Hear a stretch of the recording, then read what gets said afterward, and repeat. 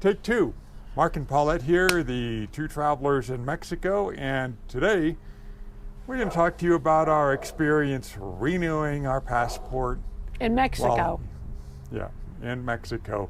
So this was a process that we started on November 15th. Mm-hmm.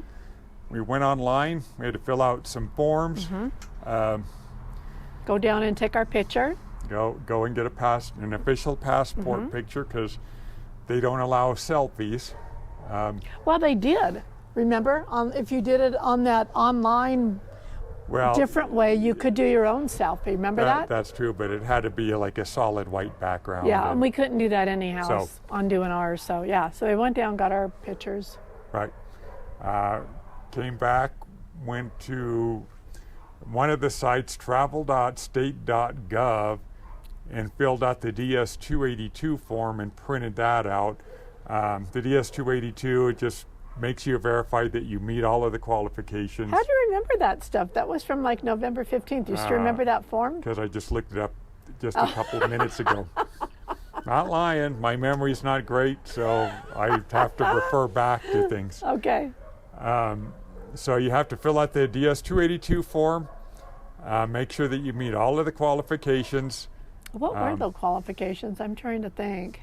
It was like you still had your passport. Yeah, the passport had to be at least 9 years old, but no more than 15.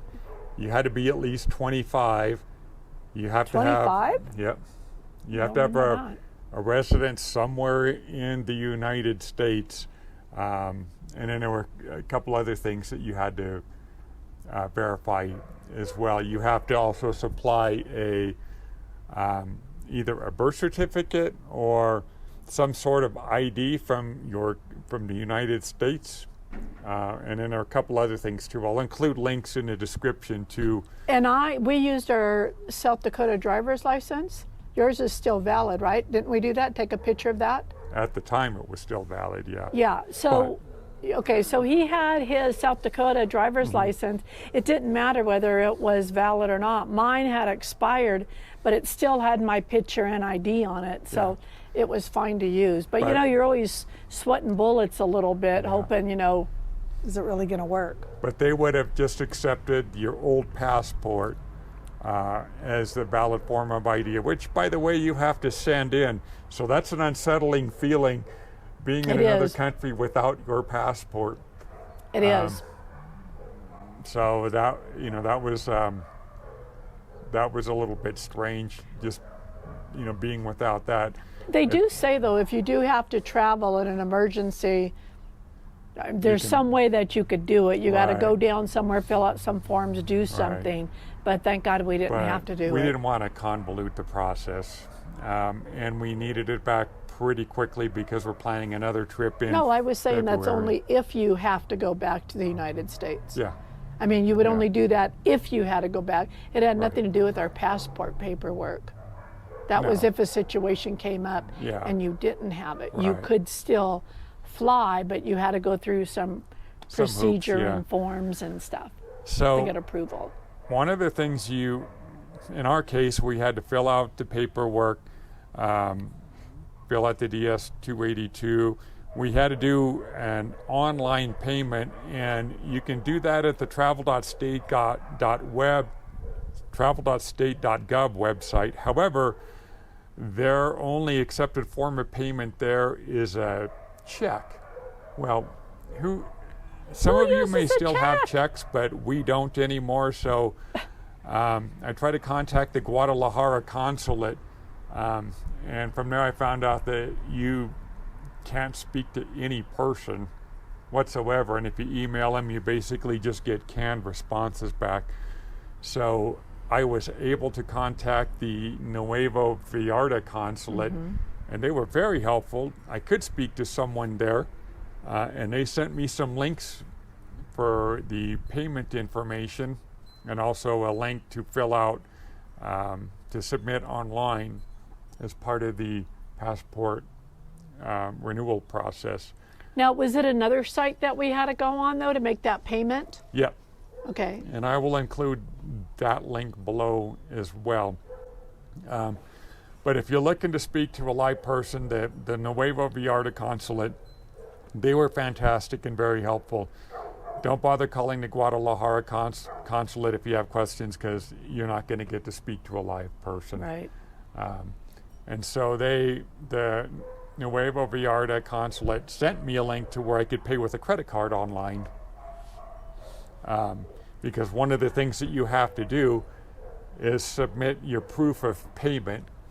Right, that has to go with it too. So like when we paid online, what Mark's saying, we had to print that out showing that we made the payment, right? Yep. Or did they send us an email? They sent us an email, a confirmation email that they'd received our payment. Yeah. We printed that out and sent it in with our documentation. And so it took us actually probably a couple of days to work through that process. It did. Because we wanted to make sure that we had everything exactly right, because we didn't want to have to deal with, you didn't fill out the paperwork correctly. That was my worst fear. That was my worst fear, that I was going to get it returned. Yeah. Because the whole reason that we did this, we had 6 months on it when we started the process. Yeah. And 6 months is what you need to travel, okay? However, Mark and I are going to be traveling in mid-February, which would only give us about 3 months left on it. You can't travel somewhere with 3 months left on it. So we knew that we had to start this process as early as we could. And so we started it like 3 months in advance. Basically, yeah, because we needed to have our passport, because we made a trip to the U.S. Or 4 months in advance, kind of. Back to the U.S. in October, and we returned in early November. So we started the process after that. Yeah. And so we took our paperwork down to the DHL office, because DHL is the only carrier that's certified to handle passport stuff, at least here in Mexico anyway. And they were very good. They knew exactly what to do. They knew that we would also need a return envelope with a different barcode on that. They furnished all of that. Of course, we paid for it. They call it a way bill, which is your yeah. Document on tracking it. So we sent all that. We sent them separately too, because I was afraid if I sent them together, and then what if there's an issue? So he sent his off with the return envelope, and then I did mine as a separate with the return envelope too. I figured it'd be better that way. I didn't want to run into any issues and then get something back to us, right? Saying, oh no, this and that and blah, blah, blah. And now we've only got like 3 weeks or 4 weeks before we have to travel. That would not have been good. So from there, after we dropped it off at the DHL, they then sent it to the consulate in Guadalajara. Now, for some reason, it took them a few days to deliver it, because the Guadalajara consulate only accepts mail up until like 1 p.m. and I think the DHL people were trying to deliver after that. I think it was 1 or 2 is their cutoff time. I think it was 2 for some reason. And we got a notice. Well, first of all, we got a notice that said like there's no such address. Yeah. I'm like, what? You guys do this for passports. Right. You're the only carrier. What do you mean there's no Guadalajara consulate at this location? Because let me tell you, I double checked, I triple checked, and I quadruple checked to make sure that we had the right address, and we did. So that kind of freaked me out. And I think you got a notice. We used my email address for both of them, and we both got notices that said that, right? And then his got delivered, because it was like, well, if you want to change it to another address, I'm like, no. Just send it to this address. So I just said, change it, yes, to this address, and I gave the same one, thinking that maybe if I made some kind of a comment, they would try again rather than returning it or being weird about the whole thing, because that should have never happened. But his got delivered on the 22nd, right? Yeah, and it should have been delivered like within like 3 business days. But it got delivered on the 22nd, so it took, with the weekend, a week for his to get there. And then yours was still not being delivered. Mine was still not being delivered, and I was starting to freak out. And finally, We went down to the DHL office. Yeah, and because then, I was freaking out. And then they made some changes or whatever, and the girl said it would be delivered the next business day. It was almost like they knew. Yeah. I mean, like we gave them the way bill and stuff, and she looked it up, and she's like, "Yeah, it'll be delivered. It's a priority first thing on Monday or something like that." And sure enough, it was delivered on Monday. And it was. So mine got there, whatever that was. I think the 25th. Right. But So, you know, you're still kind of, you know, sweating bullets, right? I mean, you're just kind of like, you know, that's my passport. Don't lose it. Make sure it gets there. Or what do you mean that you don't have this address as the embassy? It's not a good address. Yeah. And being a type A personality, I was freaking.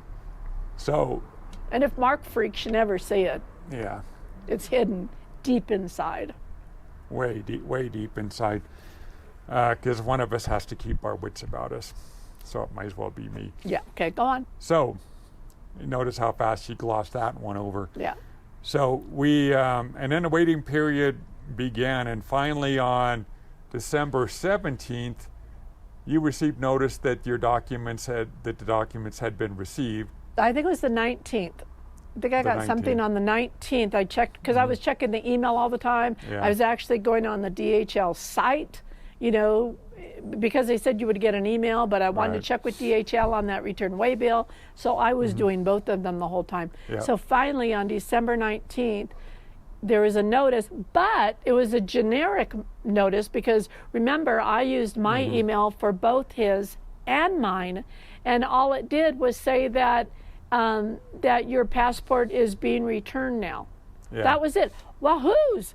Right? So type A personality, I'm freaking out. Is that mine? Is it yours? Is it both of ours? Whose? So, but you really can't contact them. So you just have to wait and see. So, and then another waiting game began. And finally on, was it January 2nd?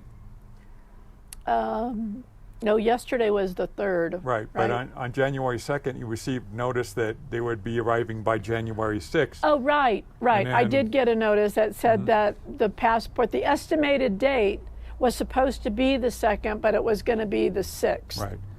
So we're like, okay, cool. I mean, that was like, yahoo, you know, some kind of notice that something's really happening for sure. Yep. And then on January 3rd, we received notices that earlier in the day that our passports would arrive at some time that day. Yeah, you checked your email. Yeah. And you had something though from, because I used my email from both. So what did you? DHL sent me an email. They did as they did for you too. You received that notice. And then a few hours after receiving that notice, we received the notice that our passports had I mean, it was like within what? Couple hours. Yeah, and within like 2 hours. So we were like, yes, let's go. So we immediately hightailed it down to the DHL office, of course, following all of the traffic laws. We got another video bomber here. And picked up our brand spanking new passports. And they're different. Yeah, they are different. There's like a hard...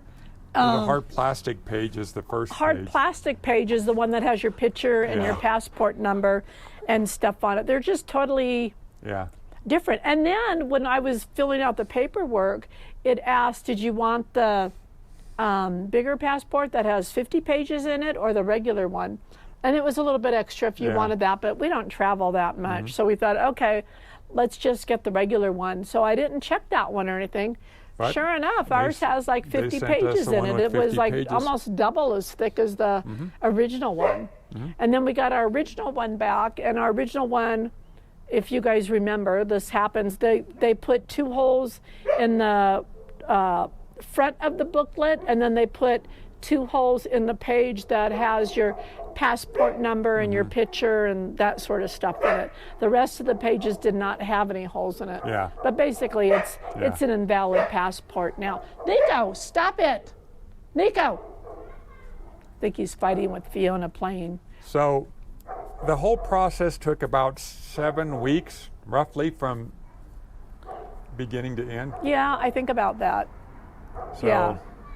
And I've been hearing that it takes, like, a lot of people, I was reading reviews, were saying that it takes anywhere, like, really, they were saying, like, between 3 to 4 weeks, that it comes back really fast and all that stuff. But like I said, we're not traveling until February.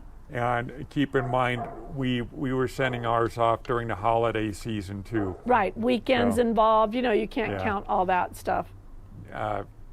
Days off for vacations and holidays and stuff like that. So we knew that we wouldn't be getting ours back in 3 to 4 weeks, but we are so relieved to have it in hand after 7 weeks. We actually called that other YouTuber, what is the name of their channel again?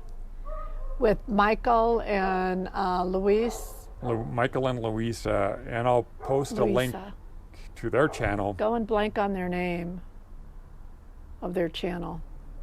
Yeah. Anyhow, so we ended up calling them when we were going through the process of filling out the paperwork, and she actually went there in person to Guadalajara or Mexico City. She went. I think it was Mexico City. Yeah. Anyhow, she went there in person, and then Michael did his by mail. Right. So, and then talking to them and reading them, because we were kind of like online with them and kind of going through the forms together and stuff and so forth. And since he did his, which was just a couple of months ago, it changed. Right. And so that's the thing about Mexico. Things change, like just because. But this isn't a Mexico thing. This is dealing with the United States. Well, true. So. True, but Mexico does have a lot of changes too. Because we said you had to have your receipt that you paid for it. You had to have your picture. And then the DS82 form. Right, and then we just made copies of our driver's license. Yeah. Just to be sure. If they needed it, great. If they didn't, fine. And then again, the original passports. Yep. So we're happy. They're good for 10 years. Woohoo! So I'm pretty stoked about it. I mean, it was a very happy day. Yeah. It really was. Yep. If you have any questions for us about renewing our passports or just questions about living in Mexico in general, please leave them in the comment section below.